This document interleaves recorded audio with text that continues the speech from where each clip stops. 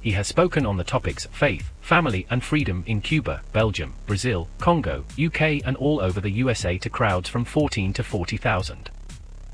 International leadership speaker, trainer and coach. Author of Learn to Raw Leadership, Attitude Hack, Live a More Excellent Life, 5 Battle Strategies of a Victorious Warrior. 2021 President's Lifetime Achievement Award recipient. Founding partner of the John Maxwell team. Toastmaster International Speech Competition semi-finalist. Founder of Tell It Like It Is TV, ThatGuyRocks.com and ThatGuySpeaks.com. Creator of Story Power TV, Transforming Grace TV, and Leading Leaders Podcast. Producer of 4 TV programs and podcasts for Liftable TV and World Trumpet Television as well as multiple social media channels. Please help me welcome J Loren Norris. I've always fancied myself as a person with a really good memory, and part of that is because I have visual learning as my primary means of learning, and by that I mean I see things in relationship, juxtapositions, physical positions. I think of where I was when something happened, and I remember what was over here in the corner, and I remember the light that was up there, and I remember what page of a book something was on when I read it. Even if I can't remember the exact page number because I never looked at the page number, if that paragraph really stands out to me, I remember it was on the bottom left-hand side of a page in a particular book by a particular author, then that's how I tend to remember things. I also remember in a heated argument or an emotional moment where I was standing and who was next to me and even what position I was in the room, or in some places I can reference north, south, east, and west from where I was in the moment that it happened, even if that had no bearing on the argument. Now, you might say, what in the world does that have to do with me, and what does that have to do with leadership? Well, let me ask you this. If you're over the age of, say, 25, 30 years old, where were you on September 11th of 2001? Because I bet you remember. But I bet you remember some other things from that day until this, which are very critical for those who don't remember. That's what I want to talk about today on Leading Leaders. Subscribe now for our extensive video library of leadership lessons promoting faith, family, and freedom. You know, they say those who don't learn from history are destined to repeat it. There's a lot of truth in that. There's also a lot of truth in the fact that those who control the history are usually those who won the war. In fact, if you look back over all of time, history favors the champions, or history favors the victor, is pretty evident. You can read old history books. In fact, I remember having conversations while on a small island south of Florida with people who grew up always living on the small island south of Florida, having conversations with high school students on their way to college who were born and raised on that small island, who will tell you without any doubt their president has defeated the United States at least a dozen times. They have been taught and thoroughly convinced that the United States has lost in multiple wars against a tiny island south of Florida. It's funny that none of my history books recall that. But see, herein lies the rub. Whoever gets to promote the history, whoever gets the chance to tell the story, will tell the story usually to their own advantage. I have a really good memory. My wife, not so much. And I don't say that as an insult to her. It's just that we both have an intent, unintentionally, to remember different things. In a same arena, a same conversation, a same incident in time, where there's nobody in the room but the two of us. She might remember the smell of the candles, the time of day, where the dog was. And all the details I remember are entirely different. It's kind of like that car accident on the street corner. 5 witnesses, 10 different eyewitness stories. Why? Because we all have multiple perspective advantage, according to Dr. Caroline Leaf, the neuroscientist. Now, what does that have to do with leadership? Well, it has a lot to do with the fact that when we look back at history, 9/11 as one anchor point, as an example, because we just recently acknowledged that only 2 days ago, acknowledged that happened 20 years ago, 21 years ago. The reality is, though, there were people who were not yet alive, some too young to remember, some too old to remember and have now passed on. There were some, though, who were there on ground zero. There were some who drug out their friends, hoping that they could save their lives and realized they didn't. That's a traumatic experience. That's a lot to recall. I've had face-to-face conversations with people who were in the second tower, who managed to get out. One of those gentlemen, he actually was in the tower, got to work late, heard what was going on, ran out of the tower to go find his wife who was in the first tower. She had left the tower for something else. Can you imagine what those memories are like? Can you imagine what it's like now to look back 2 decades later and realize there are people who won't even talk about the event? Oh, they definitely want to take advantage of the things like the Patriot Act and the new authorities and the new surveillance state and all of the opportunities given them by the crisis. They want to talk about that. They just don't want to tell you how it happened or who was responsible or what brought it to light. And there have been plenty of conspiracy theories even about who was responsible or what brought the event to light. But the reality is, more people died on American soil on that fateful day of 9/11 in 2001 than at any other point in U.S. history.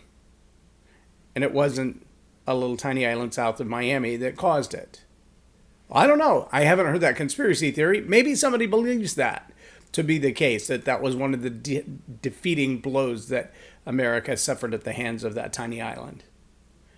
But the reality for most of us is that we lived through that day, remembering where we were when we heard the first news reports, thinking of all of our loved ones and wondering, what's next? How far will this go? See, in the world of leadership, one of the challenges we have is that we tend to forget about things that aren't constantly reminded to us. And when we forget those things, we forget their impact, their ripple effect, their long-term effect. We forget how they affect the emotions, the mindset, the relationships of people, the perspectives of people. We forget how decisions were made. I was listening to a guy just the other day, trying to remember his name. He was a specialist in finance. I believe at some point worked in the Treasury Department or something of that nature. And he worked alongside the Attorney General who had to prosecute the people who were responsible for Enron.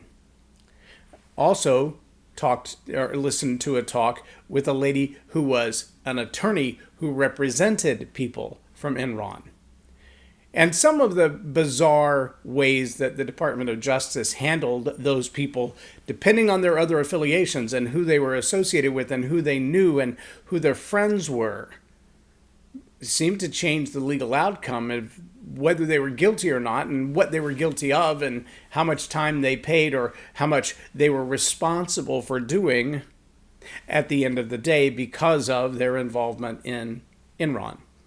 Now, whether you know anything about Enron or not, maybe that was before your time as well, here's what I do know.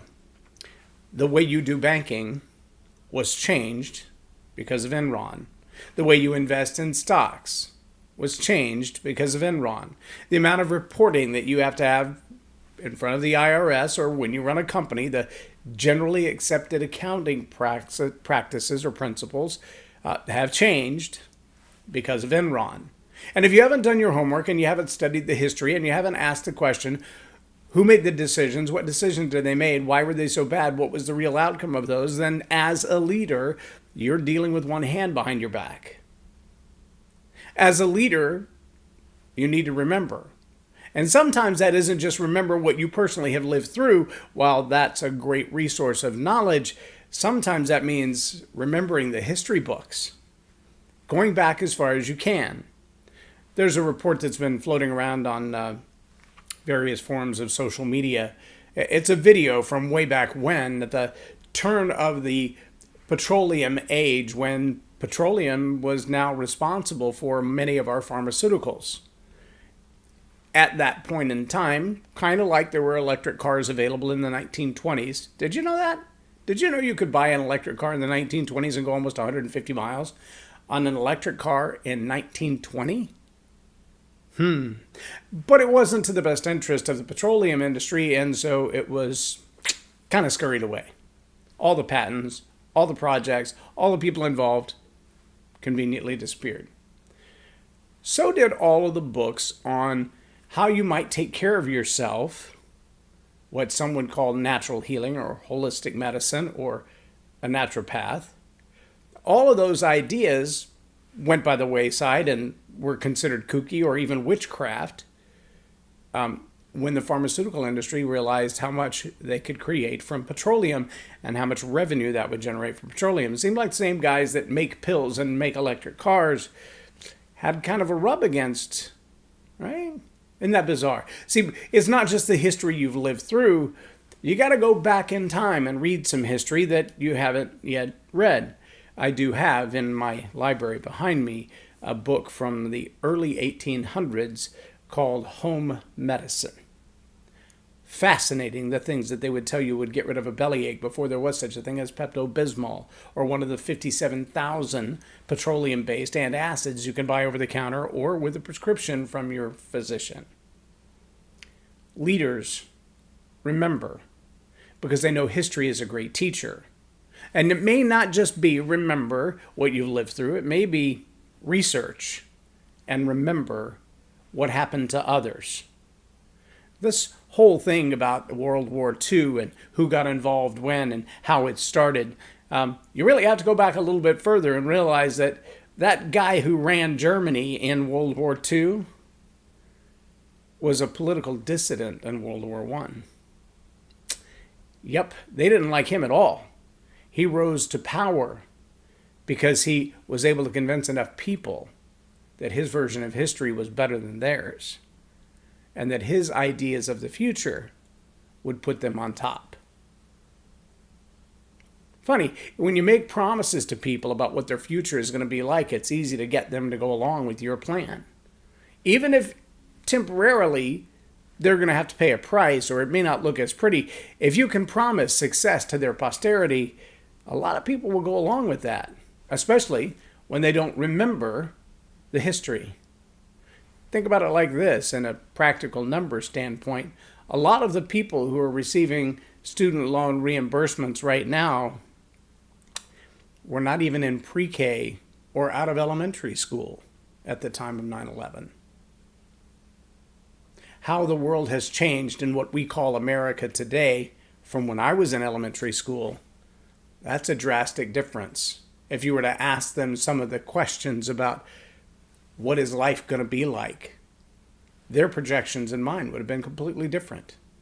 If you were to ask them about the responsibilities of a citizen versus the rights of a government, flip-flop that question. Who has more rights? Who has more responsibilities? That's a big question, isn't it? And see, that's one that history books aren't teaching in the school system today. Well, because we're more concerned about the feelings of various gender identities than we are about who gets imprisoned because of their ideas. Leaders, remember history, because history is a great teacher. If you're a leader and you're responsible for influencing people, and you haven't done your homework on the history that surrounds the decisions you make, financially, relationally, economically, yes, those are related but different. Look them up. Financially, how you handle your money. Economically, how the world handles its money. Yeah, they both impact you. Some of it's your responsibility and some of it is your demise if you're not careful. But see, we've got to know these things. We've got to be fluent in the conversation of the world around us. We've got to know our history. And if you are a leader responsible for influencing people, do your homework. Remember even what you haven't lived through. Remind yourself of the things that happened before. Look for the patterns and look for the cycles. When you plant watermelon seeds, Leave a lot of room. Watermelons are big. When you plant watermelon seeds, don't come back looking for trees. Watermelons don't grow on trees. Can you imagine if they did? They'd fall on your head. When you plant apricots, don't come back harvesting for them under the ground like potatoes. But when you plant a seed, you should know the nature of that seed and what's going to come from it. Socialism has seeds. Communism has seeds. Nazism has seeds. Every ism has seeds. What are they? When you plant them, where do they grow? How do they grow? What do they look like? What does a sprout look like coming up out of the ground? Could you identify a corn sprout from a, poison ivy? How do you know which one to eat and which one to avoid? I hope you're following along with what I'm telling you. Leaders, remember, because history is a great teacher. I'm J Loren Norris with Leading Leaders Podcast for Tell It Like It Is TV. Have a blessed day.